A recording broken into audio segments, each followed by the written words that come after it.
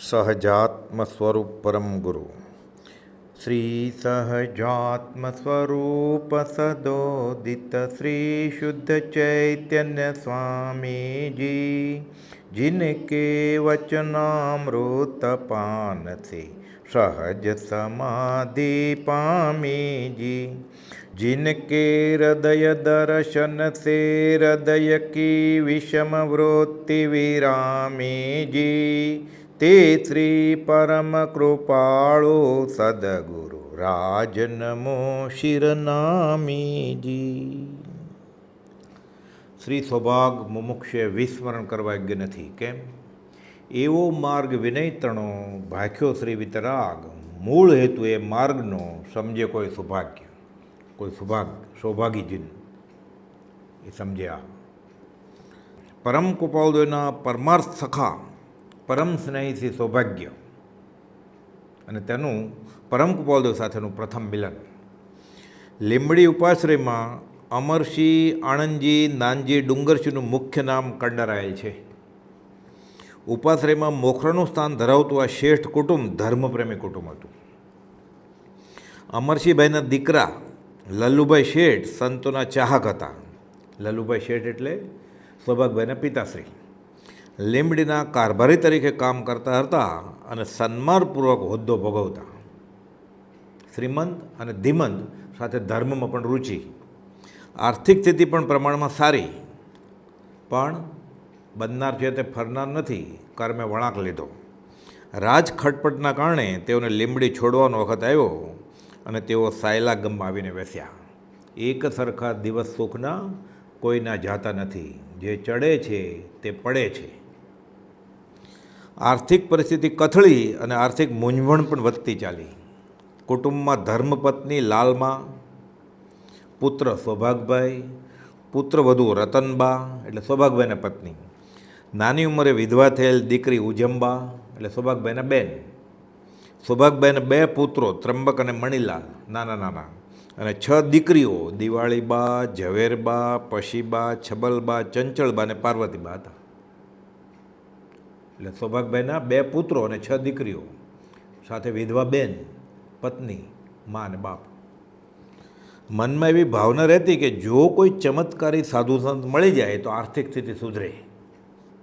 એવામાં શેઠને જાણવા મળ્યું, એટલે સૌભાગભાઈના પિતાને, લલ્લુભાઈ શેઠને, કે માળવા તરફ આવા ચમત્કાર ફરમાવનાર સાધુ યતિ હોય છે.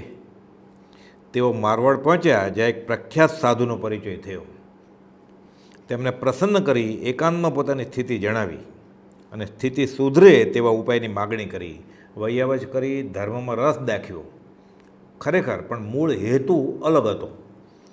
પણ આ સાધુ ખરેખર મૂળ માર્ગે હતા વિતરાગના. એટલે આત્માર્થી સાધુ લલ્લુભાઈને ઠપકો આપતા બોલ્યા કે તમે સાધુ સંત ત્યાગી પાસે આત્માર્થ છોડીને વ્યવહાર માંગો, આ તો દર્શનાવણીય કર્મનું બંધ થવાનું કારણ છે. એટલે સત્પુરુષ પાસે કે વિતરાગ ભગવાન પાસે કે વિતરાગના માર્ગમાં વ્યવહાર માગ્યો કે ભૌતિક સુખ માગ્યું કે પૌદ્ગલિક સુખ માગ્યું એટલે જીવને દર્શનાવણીય કર્મનું બંધ પડે. 368માં પત્રમાં ગોપાલદેવે સૌભાગભાઈને લંબણપૂર્વક સમજાવ્યું છે. એનું પુણ્ય હોય તો મળે પણ ખરું. આમે એક અંશ શાતાથી કરીને પૂર્ણ કામતા સુધીનું સર્વ સમાધિ સુખ સત્પુરુષની ભક્તિમાં જ છે, પણ એના માટે કરવાનું નથી. શેરડી પીલવાની છે, શા માટે? સાકર બનાવવા માટે. એમાં ગોળે બને, મોરસે બને, પછી કોર્રુગેટેડ બોક્સે બને, છોતરાનું ખાતરે બને અને પછી મદિરાય બને મોલાસસમાંથી. પણ કરવાનું છે, પીલવાનું છે, શા માટે? વંદે તદગુણ લબ્ધે, એના જેવા થવા માટે છે. સાધુના બોધની અસર થઈ અને લલ્લુભાઈએ માફી માગી અંતઃકરણપૂર્વક કે મારી ભૂલ થઈ ગઈ, હું સાંકડી સ્થિતિમાં આવી ગયેલો એટલે મારાથી મગાઈ ગયું. પણ હવે આત્મહિતની માગણી કરે છે, મને આપો. હવે દયાભાવે તેઓએ બીજ જ્ઞાન બતાવ્યું, પણ સાથે જણાવ્યું કે અત્યારે તે માટે તમારી યોગ્યતા નથી કે હું તમને આપું છું આ સાધન, પણ તમે પાત્ર નથી. અને જ્ઞાન પ્રાપ્તિ અર્થે આ કોઈ યોગ્ય પુરુષને આપજો કે તમને કોઈ એવા મળી જાય. આ લ્યો. અંતરના ભાવથી લલ્લુભાઈ તો આ સાધનનું આરાધન કરવા લાગ્યા કે ભલે હું પાત્ર નથી, આજ નહીં તો કાલે પાત્ર થઈશ. મહેનત કરવા માંડ્યા. ત્યાગ વૈરાગ સાથે એ આ જે સાધન આપેલું એ લઈ અને ધર્મ સાધન કરવા માંડ્યા. અને પછી તો એ કહે કે મારે તો હરતા ફરતા સામાયિક છે. સામાયિક આદિ ક્રિયા માટે હવે તેણે ઉપાશ્રયમાં જવાનું છોડી દીધું. કોઈ પૂછે તો કે અમારે તો હરતા ફરતા સામાયિક છે. સંપ્રદાયના સ્થાનકવાસી સાધુને લાગ્યું કે તેઓ જે મારવાડથી શીખીને લાવ્યા છે તે આપણે પણ શીખવું જોઈએ. પછી તો આ બધી વાત ચોટે ચકલે ફેલાઈ ગઈ કે આની પાસે એવું સાધન છે અને એ કહે છે કે હું તો હરતા ફરતા સામાયિકમાં જાઉં છું. એટલે સાધુને ખબર પડી. તો સાધુ કહે છે આપણે આ સાધન માગીએ, જોઈએ તો ખરો શું છે. એક સાધુએ ઘણો આગ્રહ કરી એ સાધનની માગણી કરતાં કહ્યું, મને તમે જે સાધના કરો છો તે બતાવો, તમે કહેશો તે હું કરવા તૈયાર છું. લક્ષ તો આત્માર્થનો જ હતો. લલ્લુભાઈ કે તમે હું કહીશ તે નહીં કરી શકો, આને માટે પાત્રતા જોઈએ. તો કે ના હું કરીશ, કહો તે કરવા હું તૈયાર છું. પછી તો આપશો ને. લલ્લુભાઈ કહે છે સંપ્રદાયનો સાધુનો વેશ ઉતારો, મોપતી છોડી અને ઉપાશ્રયમાં જાઓ. કેવી રીતે જઈ શકે? જે સંપ્રદાયમાં દીક્ષા લીધી હોય એ સંપ્રદાયના ઉપાશ્રયમાં કહે છે કે સાધુનો વેશ ઉતારો, મોપતી ઉતારો, જાઓ. પછી એ પ્રભુશ્રીજી કરી શકે, બધા કરી શકે? એ પ્રભુશ્રીજી કહે છે કે લોકમુખે પોક, મારે એક ધીંગો ધણી કૂપાવું દે. આ તો અછેરો છે, બધા ન કરી શકે. આ સાધુ કે આ તો શક્ય નથી. લાલુભાઈ જવાબ આપે છે તો પછી તમારું કામ નથી. આવ્યા હતા તેમ પાછા ફરો. તમે લેવા આવ્યા હતા મારી પાસેથી સાધન અને શરત કબૂલ કરી, તો લ્યો આ શરત થાય એમ છે? તો કે ના. તો કે જે રસ્તે આવ્યા તે રસ્તે પાછા જાઓ તમે. લલ્લુભાઈએ કોઈ યોગ્ય પાત્ર મળે તો આપવા જણાવી પુત્ર સૌભાગભાઈને આ બીજ જ્ઞાન બતાવ્યું. એ સાધુએ શું કહેલું મારવાડના કે કોઈ યોગ્ય પાત્ર મળી જાય તો એને આપજો. હવે લલ્લુભાઈ કહે છે સૌભાગભાઈને કે તને કોઈ યોગ્ય પાત્ર મળે તું આપજે આને. આ બાજુ અવધાનથી બાળરાજ અને યુવારાજની કીર્તિ ગુજરાત, કાઠિયાવાડ અને વર્તમાનપત્રો દ્વારા સમગ્ર હિન્દુસ્તાનમાં પણ પ્રસરી ચૂકી હતી. એક વખત સૌભાગભાઈને કામ પ્રસંગે મોરબી જવાનું હતું ધંધાર્થે. તે વખતે કૃપાલદેવ પણ મોરબી હતા. સૌભાગભાઈએ પિતા લલ્લુભાઈને પૂછ્યું, કવિ રાયચંદભાઈ બહુ લાયક માણસ છે એમ આખા કાઠિયાવાડમાં કહેવાય છે.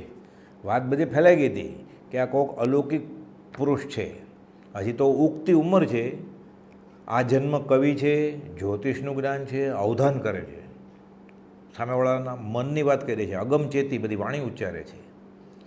આ પુરુષ છે કોઈક અલૌકિક દેવાંશી નર અને હજી સાવ ઉંમર નાની છે કે અને હાલ મોરબીમાં છે, આપની આજ્ઞા હોય તો તેમને હું બીજ જ્ઞાન બતાવું. એટલે સૌભાગભાઈ વિવેકપૂર્વક પિતાને પૂછે છે.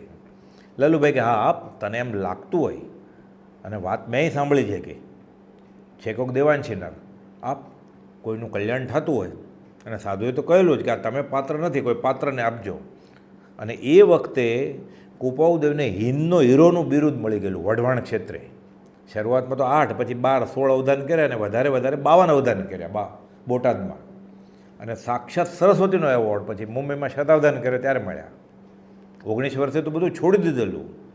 એટલે 24 જન્મ, 19 વર્ષ એટલે 43 તો પૂરું ત્યારે બધું છોડી દીધેલું. પણ આ શતાવધાન કર્યા અને દેશ પરદેશમાં કીર્તિ ગાજી. એટલે સૌભાગભાઈને થયું કે આ પુરુષને આપવું જોઈએ. ત્યાં એકવાર ગુણની વાત આવે પછી જાતિ, લિંગ, વય મર્યાદા છે જ નહીં. જ્ઞાન વૃદ્ધતા છે ને, આને આપીએ કે આપની આજ્ઞા હોય તો તેમને આપું. લલ્લુભાઈ કે આપો. સૌભાગભાઈ 1946ના પ્રથમ ભાદરવા વદમાં મોરબી ગયા ત્યારે પરમ કુપાલદેવને મળવા પહોંચ્યા. આ વખતે પરમ કુપાલદેવ દુકાને બેઠેલા હતા.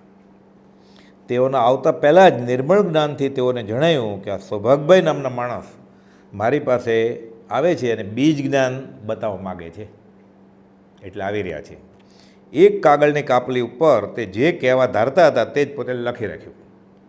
આ બીજ જ્ઞાન આપવા મને આવે છે એ બીજ જ્ઞાન લખી અને કાપલીમાં લખીને ગલ્લામાં મૂકી દીધું.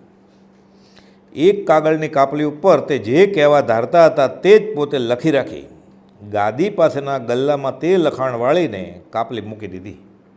સૌભાગભાઈ આવ્યા એટલે કુપાલદેવ કહે છે, શું કહે છે?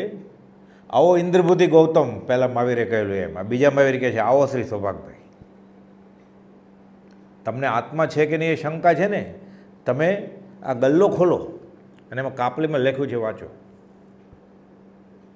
પહેલા મહાવીર ગણધર, બીજા મહાવીર ગણધર. સૌભાગભાઈ આવ્યા એટલે કુપાલદેવ બોલે, આવો સૌભાગભાઈ. સૌભાગભાઈને નવાઈ લાગી કે મને આ ઓળખતા તો છે ને, એને નામ દઈને બોલાવે. ઇન્દ્રપતિ ગૌતમને હતું, મને કોણ ન ઓળખે? તા તો ઓળખે જ ને, આ બાવાજી આવ્યા છે તો. દેવ લોકો જો મારા યજ્ઞમાં ભાગ લેવા આવતા હોય, દર્શન કરવા આવતા હોય, તો મારું નામ ક્યાં નથી? દેશ વિદેશમાં કીર્તિ ગાજી છે ને. અને વેદાંતમાં તો એ પારંગત, 4 વેદના ધારક એટલે વ્યાસ કહેવાય. એટલે વર્તુળના એક છેડેથી બીજે છેડે પારંગત વ્યાસ, વેદ વ્યાસ કહેવાય. એટલે સર્વજ્ઞ જ. પણ મનમાં એને શંકા હતી. ભગવાન મહાવીર શાંતિથી કહે છે, આવો ઇન્દ્રપતિ ગૌતમ, તમને શંકા છે ને? એ કુપાલદેવ શાંતિથી કહે છે, આવો સૌભાગભાઈ, આ ગલ્લામાંથી કાપલી લ્યો. મને આ ઓળખતા નથી અને નામ દઈને બોલાવે. તેઓ આગળ કંઈ પૂછે તે પહેલાં તો કુપાલદેવ બોલ્યા, આ ગલ્લામાં એક કાપલી મૂકે છે, તે કાઢીને વાંચો. અજાણ્યા માણસને આવી રીતે વાત કરવી. અને ઉંમરમાં ફરક કેટલો? 44 વર્ષ મોટા સૌભાગભાઈ કુપાલદેવ કરતાં. એ દાદાને પૌત્ર જેટલો સંબંધ. અત્યારે વ્યવહારમાં વર્ષોથી સાથે રહેતા હોય તો આ પૌત્ર આવી વાત કરે તો દાદા માને? આ પ્રથમ મિલનમાં બધી વાત થાય છે. સૌભાગભાઈ કાપલી કાઢીને વાંચી, તેઓનો આશ્ચર્યનો પાર રહ્યો નહીં. જે વાત કરવા અહીં સુધી તેઓ આવેલ હતા, ક્યાંથી ઠેઠ સાયલાથી. એ જમાનામાં મુસાફરી કરવી એટલે ગામમાંથી બહાર જ ન જાય. કોઈક મોટું એવો પ્રસંગ હોય, લગ્ન જોઈએ, કે કોઈ ગુજરી ગયું હોય ને બહુ નજીકના હોય તો ગામ છોડીને જાય. અને કાં તો બહુ માંદા પડે ને ક્યાંય ઇલાજ કરાવવા મોટા સેન્ટરમાં જવાનું હોય તો. આજની જેમ મુસાફરી સહેલી નહોતી અને સર્વસામાન્ય નહોતી, જરૂર જ નહીં. ત્યાં જ જિંદગી પૂરી થઈ જાય. અહીં સુધી તેઓ આવ્યા તે જ બાબત લખાણ જોઈ તેમને થયું કે આ કોઈ અલૌકિક જ્ઞાન પામેલા મહાપુરુષ છે. એમને હું શું બતાવું? મારે ઉલટું તેમની પાસેથી વિશેષ જ્ઞાન મેળવવું જોઈએ. પણ તોય થાય છે. હવે આ અધધધ થઈ જાય ને. પ્રથમ મિલનમાં આ ભાવની એ રીતે કોઈ ઓળખાણ નથી. આવી બધી વાત કરે છે, હજી કાંઈ થોડી પરીક્ષા કરું તો? તેઓના જ્ઞાનની વિશેષ પરીક્ષા કરવા પૂછે છે, સાયલામાં મારા ઘરનું બારણું કઈ દિશામાં છે? આમ તો અહેસાસ થઈ ગયેલો, પણ પછી એમ થાય ને, હજી કંઈ સ્વાદિષ્ટ વસ્તુ ખાધી હોય ને તો આપણે ભૂખ ન હોય તો એમ થાય હજી ખાઈ લઈએ થોડું. રોજ ક્યાં એમ આવો ચમત્કારિક વસ્તુ અનુભવી, હજી ક્યાંક પૂછ્યું તો ખરો, જોઈએ તો ખરો એની શક્તિ. પરમ કુપાલદેવે અંતર્જ્ઞાનથી જાણી યથાર્થ ઉત્તર દીધો કે તમારું એ બારણું ઉગમણી દિશામાં છે. એટલે સૌભાગભાઈએ કહ્યું કે આપનું જ્ઞાન સાચું છે. ને તુરત જ પોતાના કરતાં 44 વર્ષ નાના આ યુવારાજને સૌભાગભાઈએ 3 સાષ્ટાંગ દંડવત નમસ્કાર કર્યા. જેમ પ્રભુશ્રીજી પ્રથમ મિલનમાં ખંભાત ઉપાસના મેળા ઉપર 3 નમસ્કાર કુપાલદેવને કરે છે, એ જ રીતે અહીંયા બનવા પામ્યો. આ બધી અલૌકિક, આશ્ચર્યકારક, અદ્ભુત ઘટનાઓ બની છે. અને આ ભવે તો મેળા જ નથી. સાષ્ટાંગ દંડવત નમસ્કાર કરે છે. પરમ કુપાલદેવની ઉંમર 22 વર્ષ અને સૌભાગભાઈની ઉંમર 66 વર્ષ. એ જ સમયે કુપાલદેવ કોઈ અપૂર્વ સમાધિમાં લીન થઈ ગયા અને સૌભાગભાઈ પણ તદ્દન શાંત. શું થયું? જાણે તાર મળી ગયા. પૂર્વનું અનુસંધાન થાય છે. એ પૂર્વમાં એક જ ગુરુના બંને શિષ્ય હોય અથવા તો ગુરુ ચેલા હોય અને સાથે અધ્યાત્મમાં મુસાફરી કરી હોય ઘણો લાંબા કાળ સુધી સત્સંગનું સેવન કર્યું હોય. પણ પછી એટલું કુપાલદેવ કહે છે કે તારા સમાગમના બળથી, તારા સમાગમના યોગથી મારા આત્માનું અનુસંધાન થયું. તે અર્થે એ સૌભાગ તને નમસ્કાર. પણ પછી કઈ વાત છે ભૂતકાળની એ કાગળ ઉપર ચડી નથી. એ સૌભાગભાઈ જાણે ને કુપાલદેવ જાણે. જ્ઞાની ગમ્ય.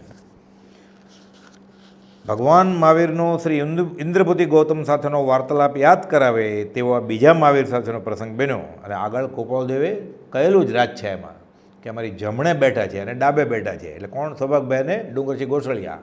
આ બાજુ ગૌતમ ગણધર છે, આ બાજુ સુધર્મા ગણધર છે. એટલે આ ઇતિહાસની પુનરાવૃત્તિ થઈ છે. આ પ્રસંગે તેમણે તરણાઓથે ડુંગર રે ડુંગર કોઈ દેખે નહીં એ પદનો ભાવાર્થ કર્યો. તરણું અને આ બાજુ ડુંગર એટલે આત્મા, તરણું એટલે શુલ્લક દેહ.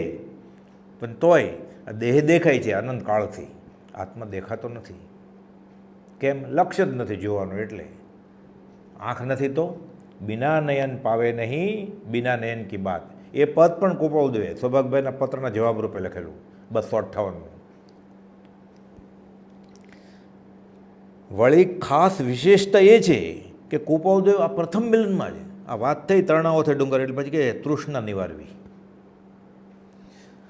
અને પોતાની આર્થિક સાંકડી સ્થિતિ હોવા છતાં સૌભાગભાઈ પણ એક પણ વાત પૈસાની ચમત્કારની રીધી સીધીની આ પ્રથમ મિલનમાં કરતા જ નથી. આવી આર્થિક સાંકડી સ્થિતિ હોવા છતાં આ સમાગમમાં કોઈ પણ વ્યવહારિક અપેક્ષા નહોતી જ અને તેથી જ તો તેનું અપૂર્વ પરમાર્થ ફળ સૌભાગભાઈને તો મળ્યું જ. કેમ કે નિયાણું કરવા નહોતા ગયા, આત્માર્થે જ બીજ જ્ઞાન દેવા ગયા હતા કે આ પાત્ર છે, અલૌકિક શક્તિ છે અને લલ્લુભાઈ આ બીજ જ્ઞાનને લાયક નથી તો હું આપું આ પાત્રને. બીજા ભાવ સાથે નહોતા ગયા. એ લલ્લુભાઈ ગયા હતા યંત્ર મંત્ર તંત્ર લેવા, સૌભાગભાઈ તો બીજ જ્ઞાન દેવા જ ગયા હતા અને તેથી જ તેનું અપૂર્વ પરમાર્થ ફળ સૌભાગભાઈને તો મળ્યું જ. સાથે પરમ કૃપાળુની મૂળ માર્ગ ફેલાવવાની જિજ્ઞાસા સવી જીવ કરું શાસન રસીથી આ ભાવના પણ દેશકાળને ઘડિત રૂપે ફળી. 250 પત્ર કૃપાળુ લખે, આખો પરમાર્થ માર્ગ જીવનો માર્ગ આવી ગયો. જે કોઈ જીવનું કલ્યાણ વર્તમાનમાં પણ થવું સર્જિત હશે તે તો તેમ થશે ને તે બીજેથી નહીં પણ આમ થકી એમ વધનાર મહાવીરના મૂળ માર્ગની પ્રભાવના પત્રો વાટે કૃપાળુ કરતા ગયા. પાઠ ઉપર બેસીને ઉપદેશકપણું કરી શકાય નહીં. કેમ કે કૃપાળુને બાહ્યથી ગુરુવાસ હતો. કૃપાળુએ એક પણ નિયમ સંપ્રદાયનો તોડ્યો નથી. સૌભાગભાઈ પ્રશ્ન પૂછે, કૃપાળુ જવાબ આપે અને આખો મૂળ માર્ગ વિતરાગને આવી ગયો અને મૂળ માર્ગની પ્રભાવના પત્રો વાટે કરતા ગયા અને આજે પણ ઘણા પરમાર્થ પીપાસુઓ માટે અમીકુંભ મૂકી ગયા. આ અપૂર્વ ઘટનાનું મોખરાનું નિમિત્ત કારણ શ્રી સૌભાગભાઈ હતા અને એમાંય આ બધા પત્રો તો ખરા જ, આત્મસિદ્ધિ અવતરણ 6 પદનો પત્ર બધી આત્માની જ વાત છે કે આંખે ઝાકપ છે, કંઈ ગવાય એવું જોઈએ છે. આ કહ્યું ને 20 દિવસમાં તો કૃપાળુએ આત્મસિદ્ધિ લખી નડિયાદ. એટલે શ્રી સૌભાગ મુમુક્ષુએ વિસ્મરણ કરવા યોગ્ય નથી. આ તો કૃપાળુના શ્રીમુખે કૃપાળુએ કહ્યું છે કે મુમુક્ષુએ સૌભાગને ભૂલાય એવું નથી. એટલે જેને જેને મોક્ષની ઈચ્છા હોય, જો એમ માનતો હોય કે હું કૃપાળુને માનું છું, એને પૂજ્ય શ્રી સૌભાગભાઈનું વિસ્મરણ કરાય નહીં. કૃપાળુ એને દંડવત નમસ્કાર કરે છે તો છોરું રાયચંદના દંડવત નમસ્કાર, સાષ્ટાંગ નમસ્કાર, આજ્ઞાકિત રાયચંદ આવું બધું લખે. હવે સત્સંગની શરૂઆત રૂબરૂ અને પત્ર વાટે કઈ તિથિએ કે કયા વર્ષે ઐતિહાસિક રીતે થઈ એ પણ એક રોચક ઇતિહાસ છે અને કેટલા વખત ચાલી એ જોઈએ આપણે. સંવંત 1946માં ભાદરવા મહિના સૌ પ્રથમ મિલનની વાત છે શરૂ થઈ અને સંવંત 1953ના જેઠ વદ દશમ સુધી પત્ર વાટે તો છેલ્લા દિવસોમાં છેલ્લા 3 પત્રો લખે છે કૃપાળુ કે કઈ દશા હોય તો જીવ નિર્વિકલ્પ સમાધિમાં દેહ છોડે અને ફરી જન્મવરણ કરવા ન પડે.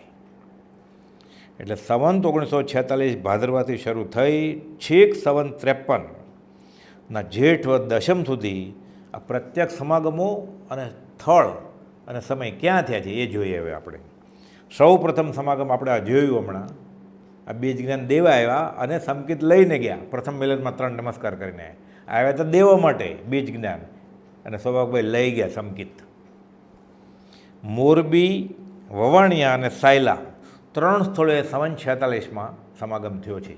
આગળ આવશે વાત પછી. સંવંત 47માં કૃપાળુએ 20 દુહા લખ્યા છે કે રાળજમાં એ વખતે સૌભાગભાઈ ત્યાં હતા અને વવાણિયા ખાતે પછી સમાગમ થયેલો સંવંત 47માં. સંવંત 48માં કૃપાળુ વવાણિયા હતા ત્યારે સૌભાગભાઈ ત્યાં જઈને ફરીવાર દર્શન સમાગમ કરે છે. સંવંત 51માં રાણપુર, હડમતિયા, ધર્મજ, ઉંદેલ, વિરસદ ને ખંભાત આ સ્થળોએ, એટલે રાણપુર, હડમતિયા અને જ્યાં બોટાદવાળા મણીલાલની વાત આવે છે એ પણ એમાં સૌભાગભાઈ ઉત્કૃષ્ટ નિમિત્ત હતા. પછી ધર્મજ અને વિરસદ જંગલી પાડા શાંત થઈ જાય છે ત્યારે સૌભાગભાઈ સાક્ષી હતા. ઉંદેલ, વિરસદ, ખંભાત મુકામે છે.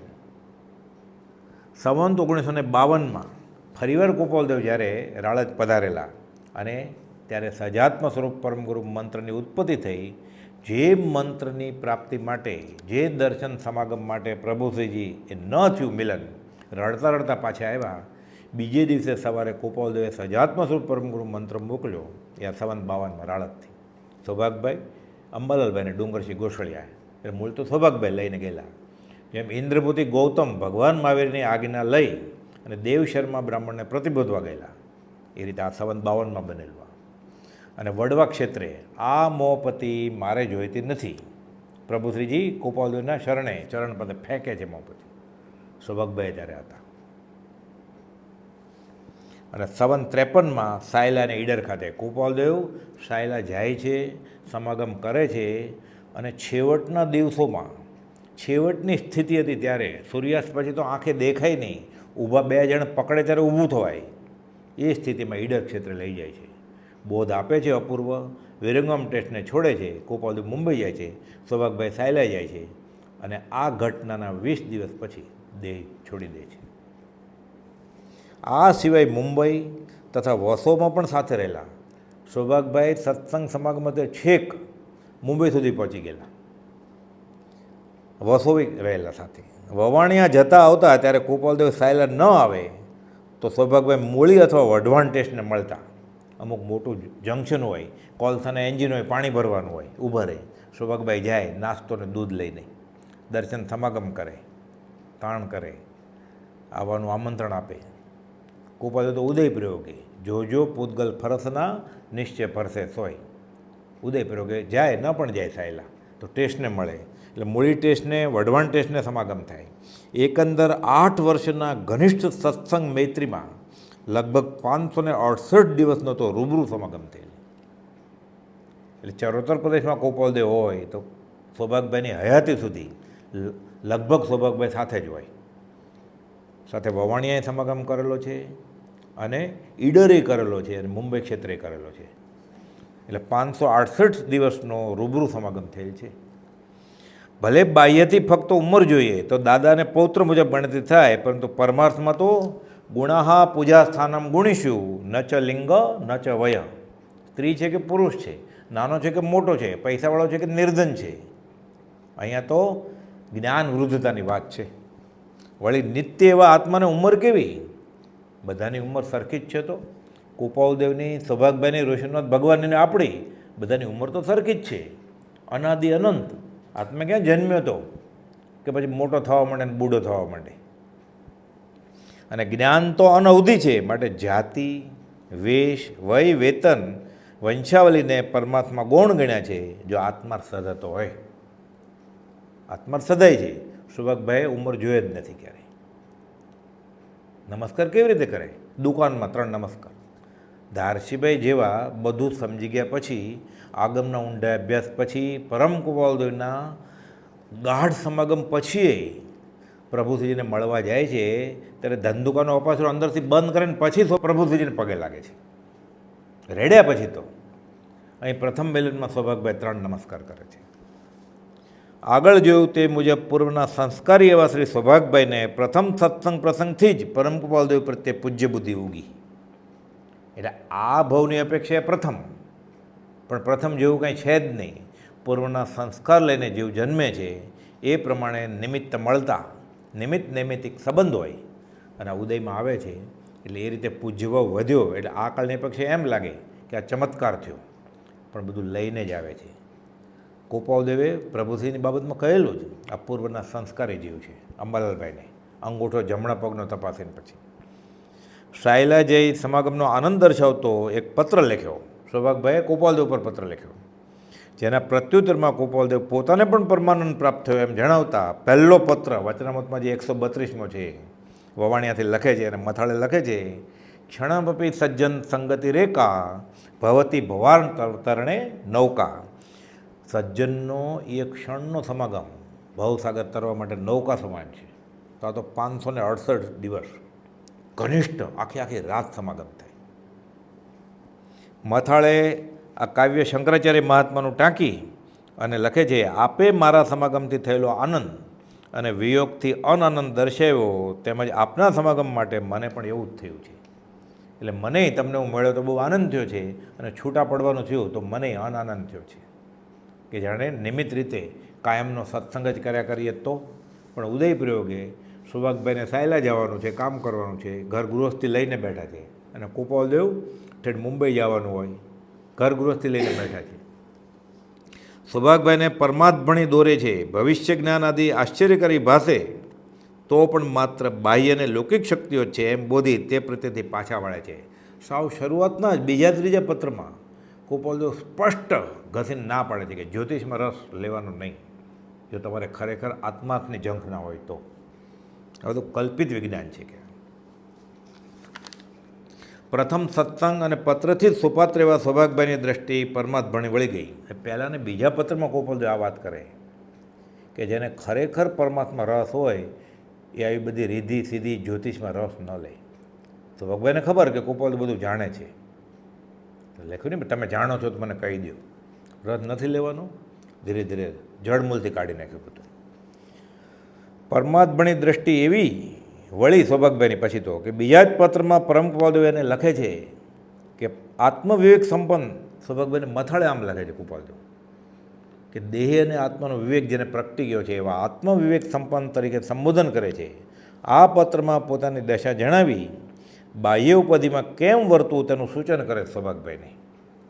ગોપાલદેવ અજાણ નહોતા, સૌભાગભાઈની તકલીફ બહુ હતી વ્યવહારની, તો કે ઉપાધિમાં સમાધિ કેવી રીતે રાખવી, અને સહીમાં પાછા લખે આજ્ઞાકિત, અને પછી પત્ર પૂરો કરે.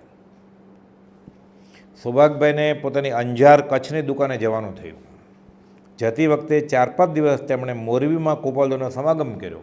જવું છે ધંધે, પહેલાં આ ધંધો આત્માર્થનો ધંધો કરી લઈએ કે પરમ ગોપાલદેવનો સમાગમ કર્યો. પરમ ગોપાલદેવ દ્વારા હવે તો શ્રી સૌભાગભાઈને સૌભાગ્ય મૂર્તિનું બિરુદ પણ મળે છે. ગોપાલદેવ મથાળ લખે શ્રી સૌભાગ્ય મૂર્તિ, એટલે સદભાગ્યની મૂર્તિ છે. કેમ?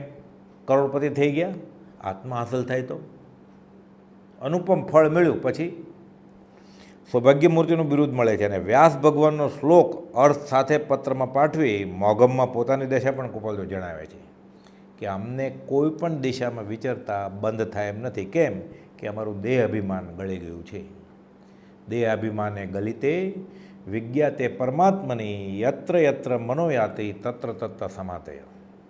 એટલે ગોપાલદેવ બધા પત્રોમાં સૌભાગભાઈની વિનંતીથી અને સૌભાગભાઈની પાત્રતાને લઈને પોતાની દશાએ લખતા જાય, અને સાથે સમાગમમાં નિરંતર રહેવાની પોતાની ઈચ્છા પણ લખે કે અમને ભાવ એવા છે કે જો તમારા સમાગમમાં નિત્ય રહેવાય તો આનંદ આવે, અપૂર્વ આનંદ આવે. આ પત્રનો પ્રત્યુત્તર મળતા વળી તેમને ઘણો આનંદ થાય છે. સૌભાગભાઈ તરત જ જવાબ લખે છે, એટલે બહુ આનંદ થાય ગોપાલદેવને. આ દુષ્મકાળમાં પણ પોતાની વાત કોઈ કાને ધરનાર મળ્યા ખરા? મુંબઈમાં 10-10 વર્ષ ગોપાલદેવ રહેલા. આત્માની વાતની પાણ નથી ત્યાં, બાકી બધું છે કે, પણ જે વસ્તુ જોઈએ છે ગોપાલદેવને એ નથી ત્યાં. એટલે કહે છે ઘોડાગાડીને ડાબલાનો અવાજ સંભળાય જ પછી. ગોપાલદેવને તો આત્માનો રણકાર, આત્માની વાત કોઈ સાંભળે એવા જોતા હતા. શરૂઆતમાં રેવાશંકરભાઈને રસ હતો, ધીરે ધીરે રસ ઘટી ગયો. પછી પૈસા વધવા માંડ્યા, આબરૂ વધવા માંડી, કારોબાર બહુ મોટો થવા માંડ્યો, 13 ભાગીદાર. અને ગોપાલદેવનો દિવસે દિવસે વૈરાગને ત્યાગ વધવા માંડ્યો. એટલે કે છે ને જેમ જેમ તમે હડસેલીએ તેમ વધે, ન ઘટે કરંત રહે. આ બાજુ વ્યવહાર વધે છે, આ બાજુ ત્યાગ વૈરાગી ઉત્કૃષ્ટ દશા વધે છે. આ દુષ્મકાળમાં પણ પોતાની વાત કોઈ કાને ધરનાર મળ્યા ખરા? પછીના પત્રમાં પોતાની ઈચ્છા દશા જણાવી સર્વે કલ્પિત ભૂલી ગયે છૂટકો છે એમ જણાવે છે કે આ સંસાર બધું કલ્પિત જ છે. તો જ્યોતિષ વિજ્ઞાની કલ્પિત, મંત્ર તંત્ર શું છે આ બધું? સત્સંગની જૂણા થતાં ક્યારે આગમન થશે એમ પૂછે. એટલે સૌભાગભાઈને ગોપાલદેવ એમ લખે કે ક્યારે આગમન થશે? જાણે ભગવાન ભક્તની રાહ જુએ છે ત્યારે દ્વાર ખડા ભગવાન. એટલે ભક્ત, સાચા ભક્તને તો ભગવાનની ગરજ છે જ, ભગવાનને ગરજ છે કે કોઈ પામે મુમુક્ષુ વાત, વહેલા વહેલા બધા છૂટે. જાતભાઈ છે ને પોતે આત્મા, સામેવાળો આત્મા. સવિજીવ કરું શાસન રસી. શ્રી સૌભાગભાઈ પત્રમાં કબીરજીનું એક પદ મોકલે છે. પદ વાંચીને ગોપાલદેવને પરમાનંદ થયો, લખે છે પરમ આનંદ થયો. એ સત્સંગ સમાગમનું બળ કેટલું છે, ખાલી આવું પદ મોકલે ને ગોપાલદેવ લખે પરમ આનંદ થાય છે. એ તો જેને સત્સંગનો અને પરમ સત્સંગનો આનંદ વેદાતો હોય એને ખબર પડે. આપણે તો શબ્દ રૂપે વાંચવાનું અત્યારે ખાલી. પરમ ગોપાલદેવને પરમાનંદ થયો, વૃત્તિ એકાકાર થઈ ગઈ અને અપૂર્વ આનંદમાં કેવળ જ્ઞાન હવે પામશું પામશું પામશું. એટલે ગોપાલદેવને ખબર પડે છે અંતર્જ્ઞાનથી કે હવે કેવળ જ્ઞાન બહુ દૂર નથી, મોક્ષ તો અમને નિકટપણે વર્તે છે. એટલે લખે છે કેવળ જ્ઞાન હવે પામશું પામશું પામશું રે. અને સૌભાગ્યને ન કહે તો કોને કહે? કોઈને પણ ન કહે જ્ઞાની તો ખબર કેમ પડે કોઈને કે મારા આત્માનું કલ્યાણ આ પુરુષના સમાગમથી થાય એમ છે. એટલે પાત્ર જીવ હોય તો જ્ઞાની કહી દે કેવળ જ્ઞાન હવે પામશું પામશું પામશું રે એવું એક પદ રચ્યું અને આ વાર્તા પત્ર માટે જણાવી પોતાની ઉચ્ચતમ દશાનો સૌભાગભાઈને અણસાર આપી દીધો છે. આપી જ દે. ગોશાળો પાછળ પાછળ ફરતો હતો વર્ષો સુધી. ભગવાન મહાવીર એને કહેતા જ નથી કાંઈ. ભગવાન મહાવીર કૂવા કાંઠે ઊભા રહીને 8 અપવાસ કરે તો એ 8 અપવાસ કરે, 3 કરે, આખી રાતની પડીમાં તો આખી રાતની પડીમાં. પણ ઇન્દ્રપતિ ગૌતમ ઝઘડો કરવા આવેલા તો વાત ખુલાસો કરે છે. એ રીતે કુપાલદેવ સૌભાગભાઈને બધા ખુલાસા કરે છે. હૃદય બહુ આનંદમાં છે. શરૂઆતના 1.5 માસના ગાળામાં લખાયેલા પત્રો સૌભાગભાઈની અંતરાત્મ વૃત્તિ જાગૃત થાય, બાહ્ય લક્ષ ઘટે, સાંસારિક વ્યથાથી વૃત્તિ પાછી વળે એવા બધા બોધદાયક પત્ર લખ્યા. સંવંત 1946ના આસો વદમાં અંજારથી પાછા વળતા સૌભાગભાઈ પરમપોદને વવાણિયા સમાગમ અર્થે મળે છે. સીધા એમને ઘરે જાય છે. એકબીજાના એકદમ નજીકના સગા થઈ ગયા. 2 દિવસ રોકાણા વવાણિયા.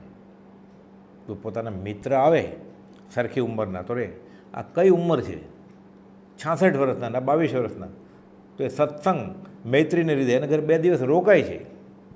2 દિવસ રોકાય તેઓને પોતાની સાથે સાયલા પણ લઈ જાય છે. 2 દિવસ રોકાણા અને પછી કહે છે મારે ઘરે આવો તમે. કુપાલદેવે સાથે ઉપડે છે સાયલા. પરમ કુપાલદેવ સાયલા અઠવાડિયું રોકાયા બાદ સૌભાગભાઈના પુત્ર મણિલાલને સાથે લઈને ખંભાત જાય છે. એટલે જાણે પૂર્વનું કેટલું ઋણાનુબંધ નિશ્ચિત છે.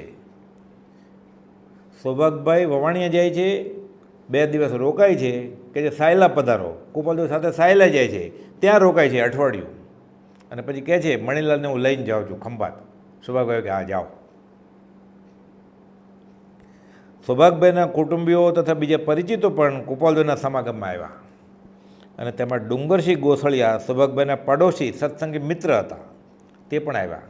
અન્ય જિજ્ઞાસુમાં લહેરાભાઈ, મગનલાલભાઈ વગેરે ઘણા હતા. ડુંગરસિંહભાઈની બુદ્ધિ, તાર્કિક શક્તિની યોગના ચમત્કારો વગેરે જોઈને સૌભાગભાઈની એમના પ્રત્યે જ્ઞાની જેવી શ્રદ્ધા હતી. કુપાલદેવનો સમાગમ નહોતો થયો ત્યારે એમ થાય કે આ ડુંગરસિંહ ગોસળિયા જ્ઞાની છે અને ડુંગર પીર તરીકે લોકો એની બાધા રાખતા. કોઈને રોગ ન મટે, કોઈને પૈસાનું ઠેકાણું ન પડે, ઉઘરાણી ન પતે, સંતાન ન થાય, બાધા રાખે. ડુંગર પીરની બાધા એમ અને યોગના ચમત્કારો ફોરવે. એટલે સૌભાગભાઈને એમના પ્રત્યે જ્ઞાની જેવી શ્રદ્ધા. પરમ કુપાલદેવનો સમાગમ અને પત્ર વ્યવહાર જેમ જેમ વધતો ગયો તેમ તેમ સૌભાગભાઈમાં સાચી સમજણ વધતી ગઈ અને પરમ કુપાલદેવ પ્રત્યેની પૂજ્ય બુદ્ધિ વર્ધમાન થઈ અને પતિવ્રતા સમાન ભક્તિ ઉગી નીકળી અને ડુંગરસિંહભાઈ પ્રત્યેની જ્ઞાનીપણાની બુદ્ધિ માન્યતા ધીરે ધીરે ધીરે દૂર થઈ. એ તો પછી એક પત્રમાં લખે છે કે હવે ગોસળિયાની અમને માન્યતા છે નહીં. હવે તો ઉલટું ડુંગરસિંહભાઈને પરમ કુપાલદેવ પ્રત્યે પૂજ્ય બુદ્ધિ કરવા અને તેઓનું શરણ સ્વીકારવા પણ પોતે સમજાવે કે કોણ પુરુષ છે આનું શરણું લેશો તો જ ભવભ્રમણ ટળે. એ બધાને સમજાવવા માંડ્યા. પછી એક સમયે ડુંગરસિંહ ગોસળિયા સૌભાગભાઈને સમજાવતા. હવે સૌભાગભાઈ બધું સમજાવે છે. ડુંગરસિંહભાઈ અનેક તર્કથી પ્રશ્ન ઉઠાવે પણ સૌભાગભાઈ હવે નમતું ન આપતા. એવો તો કુપાલદેવને પ્રશ્ન પૂછે. શાસ્ત્રના જટિલ કોયડા કુપાલદેવ સહજ સૌભાગભાઈને પત્ર લખીને સમજાવે. પરમ કુપાલદેવને પ્રશ્નો લખી ખુલાસા કરાવતા રહ્યા. પરમ કુપાલદેવ ડુંગરભાઈને અચળ કહેતા. માને જ નહીં, થોડા જિદ્દી હતા એટલે અચળ કહે, ડુંગર હલ્લે જ નહીં એવા. તેઓને પણ સમાગમ રૂબરૂ અને પત્રવ્યવહાર માટે થયા કર્યો અને તેમની વૃત્તિ પણ પરમ કુપાલદેવ પ્રત્યે વળી. આ ઘટનાઓ પૂજ્ય પ્રભુશ્રીજી અને દેવગણ મુનિ, એમાં દેવગણ મુનિ એમ કે હું સાથે આવીશ પણ નમસ્કાર નહીં કરું. એમાં અહીંયા ડુંગરસિંહ ગોસળિયા શરૂઆતમાં બધું માને નહીં, પ્રશ્નો ઉઠાવે. એટલે આ ઘટના પ્રભુશ્રીજી દેવગણ મુનિ આ બાજુ ને આ બાજુ કુપાલદેવ એવું જ અહીંયા બન્યું. સૌભાગભાઈ ડુંગરસિંહ ગોસળિયા અને આ બાજુ કુપાલદેવ. એક વેળા તો વીરસદમાં તોફાને ચડેલ પાડાને પરમ કુપાલદેવ નજીક આવતા જ શાંત થઈ ગયા. બધા ભાગવા માંડ્યા. કુપાલદેવ શાંતિથી કહે છે કે નાસપાસ કરવાની જરૂર નથી, પાડા અહીંયા આવશે, શાંત થઈ જશે. કોને શ્રદ્ધા આવે? બધા ભાગી ગયા દૂર દૂર. સૌભાગભાઈ, ડુંગરસિંહ ગોસળિયા અને અંબાલાલભાઈ ઊભા રહ્યા. પાડા નજીક આવતા શાંત થઈ ગયા અને ડુંગરસિંહભાઈ જોઈને બોલે છે કે ઋષભ આદિ પ્રત્યે વર્ત જે અપ્રતીત રાજચંદ્ર મળતા થકા થઈ તે સુપ્રતીત. પ્રત્યક્ષ દૃષ્ટિથી આ તો શાસ્ત્રમાં વાંચેલું આ બધા ચમત્કાર કે તીર્થંકર હોય ત્યાં સિંહને બકરી સાથે બેસે, હિંસા ન થાય 17 કિલોમીટર સુધી. આ તો આંખો દેખાય એવા કે જંગલી પાડા ખાર લોહી લોહણ થાય ત્યાં સુધી લડે.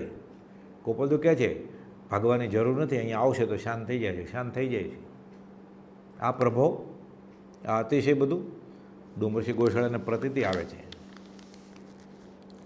શ્રી સૌભાગ પરમાર્થ વાર્તાના અગ્રેસર આગળ અગ્રેસર કુપાઉદયને મહાવીરનો મૂળ માર્ગ ફેલાવો છે. આ વાર્તા ચોમેર પ્રસરાવી છે. એમાં અગ્રેસર કોણ છે? સૌભાગભાઈ. પરમ કુપાઉદયની ઈચ્છા નાનપણથી જ એક સાચો ધર્મ મહાવીરનો મૂળ માર્ગ પ્રવર્તાવવાની હતી. તેમને આ કામ માટે ચુનંદા માણસોની જરૂર હતી. તેમની નજર પોતાના બનેવી ચત્રભુજ બેચર જેતપુરવાળા જેઓનો ક્ષયોપશમ ઘણો જ હતો. યાદશક્તિ એવી કે ગણિતના મોટા મોટા દાખલા સરવાળા, બાદબાકી, ગુણાકાર, ભાગાકાર 4 આંકડાના કરે મોઢે લખ્યા વગર.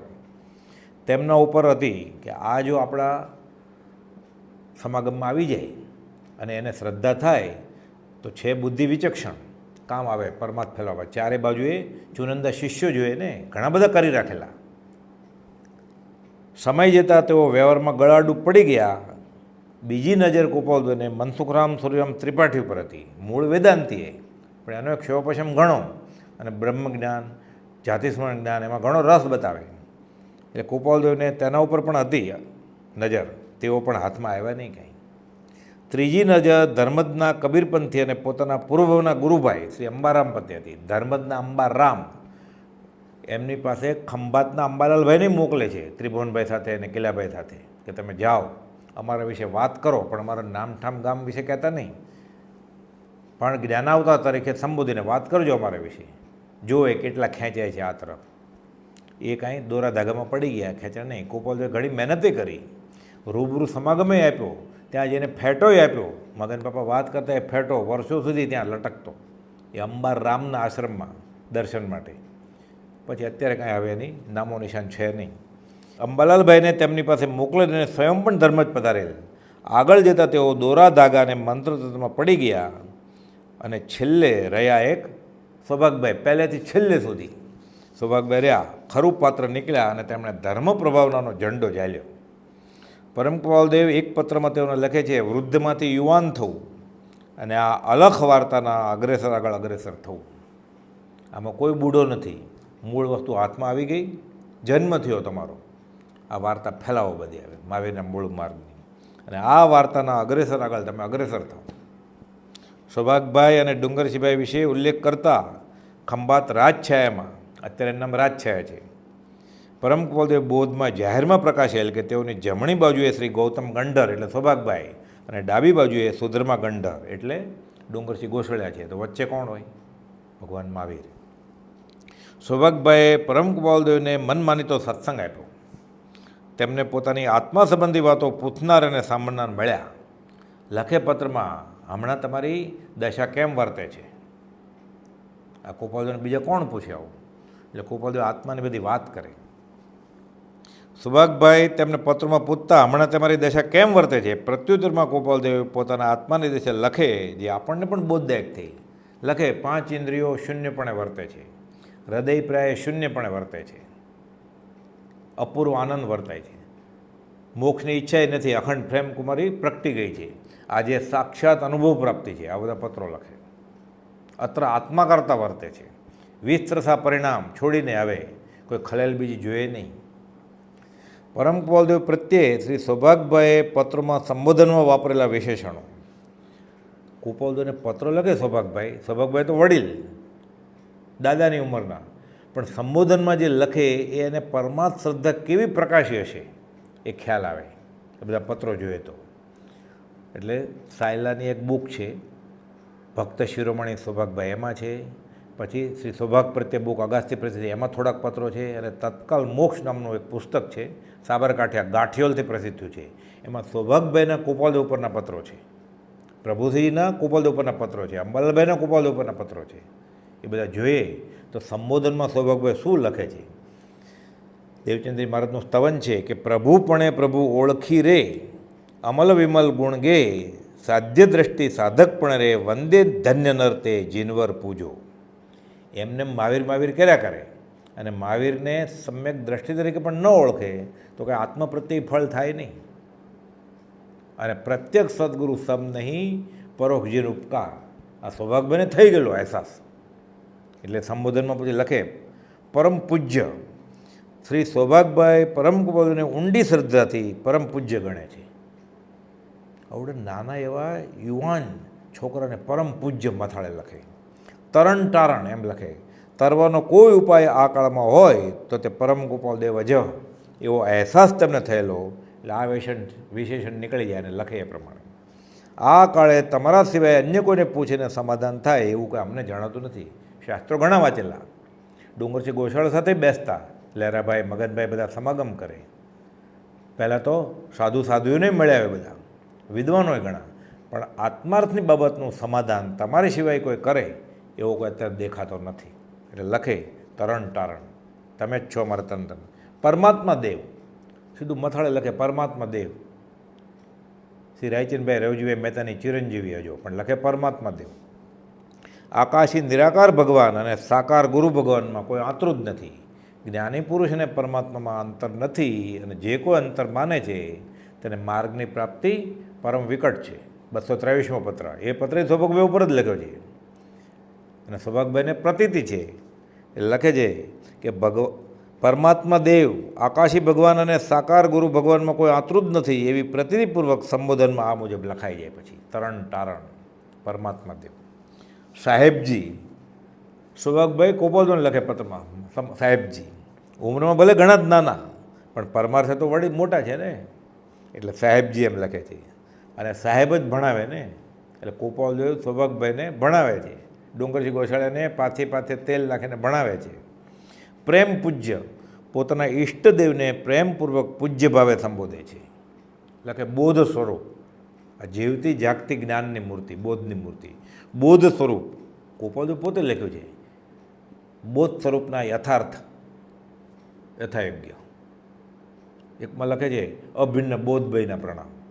એટલે બોધ સ્વરૂપ પરમાર્થે કોની સલાહ, કોની શિખામણ કે કોની આજ્ઞા માનવી તે સમજાઈ ગયું. એટલે હવે લખે તમે જ બોધ સ્વરૂપ છો. સર્વે શુભ ઉપમાં લાયક. પછી એક જીભે કેટલાક વખાણ થાય, એટલે કહી દઉં કે જે શુભ ઉપમાં છે એ બધી તમને હજો. અહોભાવ કેમ વ્યક્ત થાય? પ્રીતમ કહે છે કે ગુરુનો ગુણ કેટલા બધા છે, અને જીભ રસના એક જ આપી છે. એક રસનાથી હું કેટલાક ગુણ ગાઉં? ગુરુગુણ કહાં સે ગાઈએ, મુખ મેં રસના એક. કહે પ્રીતમ સાગર પૂજાએ અંજલિ કશો વિવેક. આટલું પાણી લઈને જાય અંજલિમાં, સાગરની પૂજા કરે. છેલ્લે ખરા ભાવ હોય તો ફળે, નહીં તો કેવી રીતે થાય? સર્વશુભમાં લાયક, એક જીભે કેટલાક વખાણ કરે, અહોભાવ કેમ વ્યક્ત થાય? તેથી પરમ બોલ્યો સર્વશુભ ઉપમાં યોગને યોગ્ય છે એમ લખે છે. પરમ આત્મદેવ, મૂળ તત્વ જે આત્મા તે જ આ સદગુરુ. એટલે આત્મા અને સદગુરુમાં ફરક જ નથી કાંઈ. કુપોલદેવે વચનામૃતમાં 718મા પાના ઉપર લખેલું છે કે આત્મા અને સદગુરુ એક જ સમજવા. આ વાત ઘણા લાંબા ગહન વિચાર પછી સમજાય કે જેને આત્મ સ્વરૂપ લક્ષણથી, ગુણથી અને વેદનથી સમજાયું ને અનુભવાયું ને તે જ પરિણામ તેના થઈ ગયા. એ સત્પુરુષ અને આત્મા એ બંને એક જ છે. એટલે જે આપણે ચામડાની આંખથી જોઈએ છે એ તો ઉદયપ્રયોગ છે જ્ઞાનીનો. જ્ઞાની તો જીવન મુક્ત છે, દેહ છે પણ દેહાતીત દશામાં રહે છે. એટલે આત્મા અને સદગુરુ એક જ છે એ સૌભાગભાઈને અહેસાસ છે. એટલે લખે પરમ આત્મદેવ મથાળે. સકળ ગુણ જાણ, સર્વ સારી, સર્વ શુભ અને સર્વ ક્ષેમંકર રીતિનીતિને તમે જાણો છો. એટલે ઉપર લખે સકળ ગુણ જાણ એવાથી રાયચંદભાઈ રવજીભાઈની ચિરંજીવી હજુ. પરમ દેવ, દેવ સંસારી તો અનેક છે પણ પરમાર્થે આ એક જ દેવ. કયો? વિતરાગાત પરો દેવો, ન ભૂતો ન ભવિષ્યથી. એટલે લખે મથાળે પરમદેવ. શ્રી સહજ આત્મ સ્વરૂપ,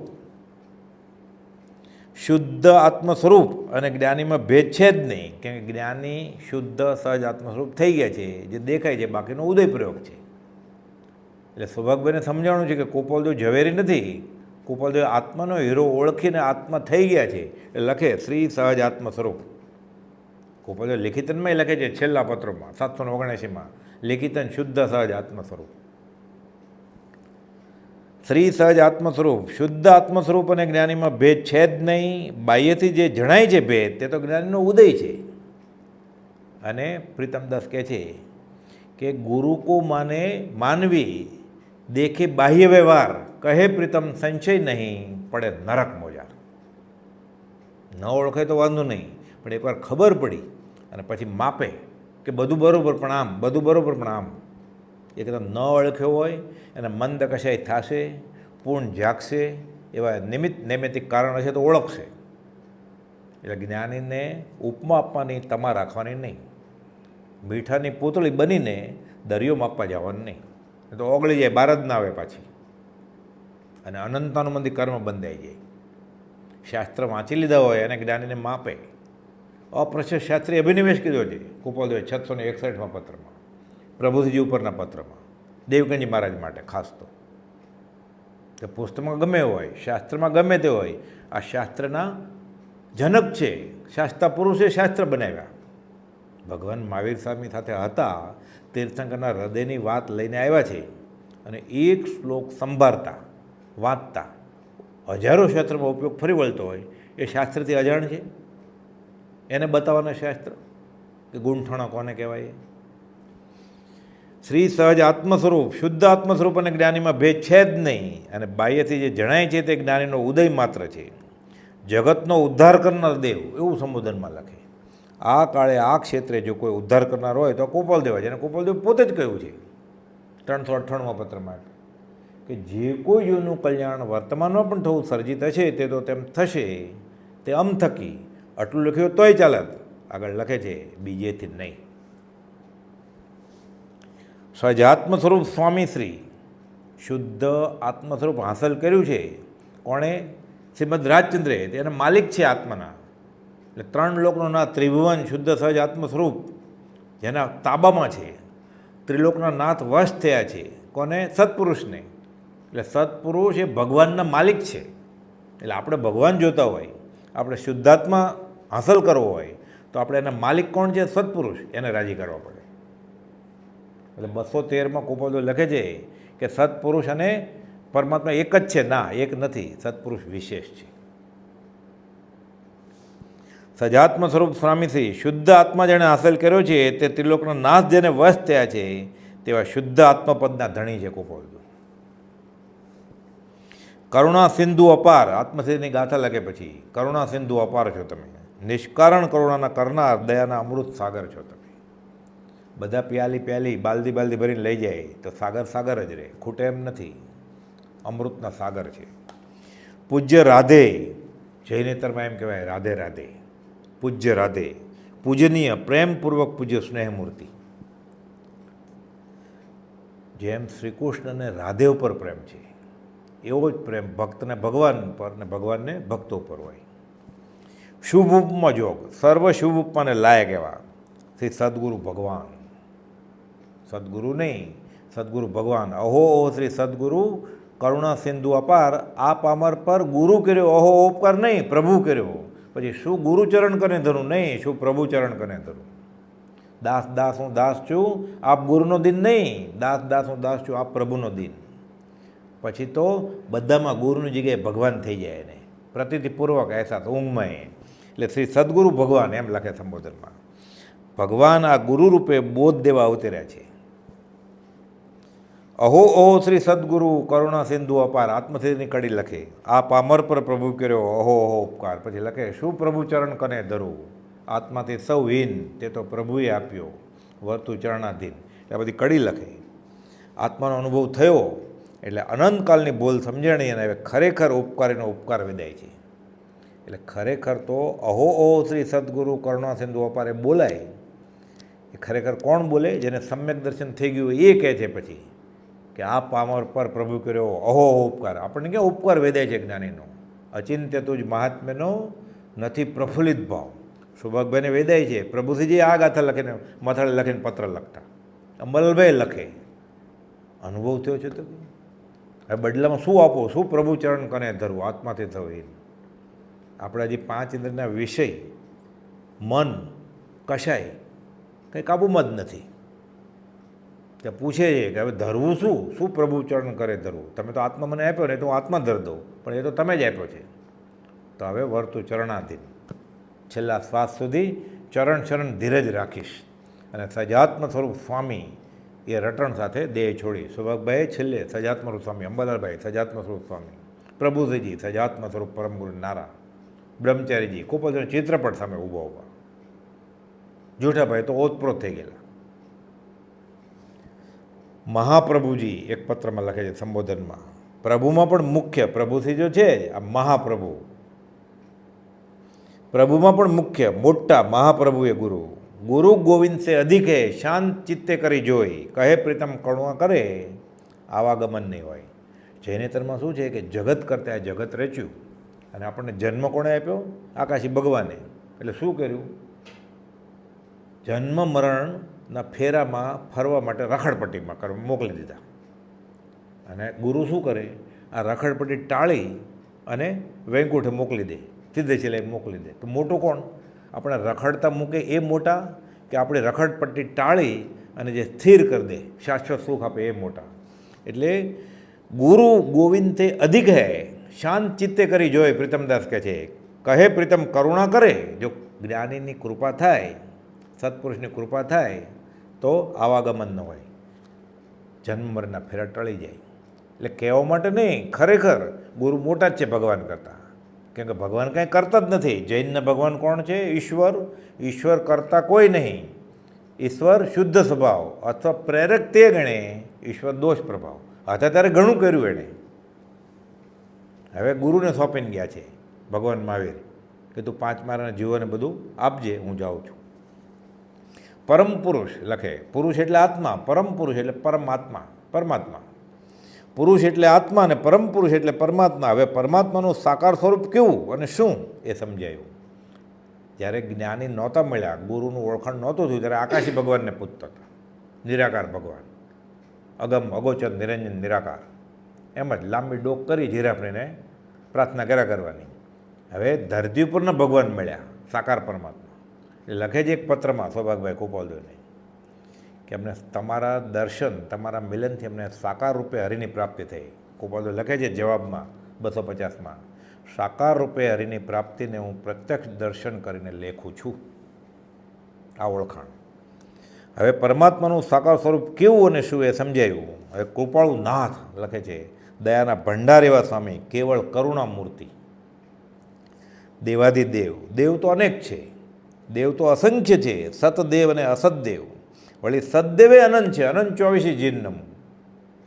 એટલે બધા વયા ગયા, અકર્તા થઈ ગયા. હવે એટલે અનંત 24 જીનમું સિદ્ધ અનંતા કરોડ. પરંતુ ઉપકારી પહેલાં, ઉપકારી કોણ?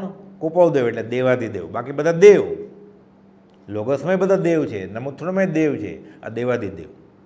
સ્વભાવભાઈ મથાળે લખે દેવાધિદેવ.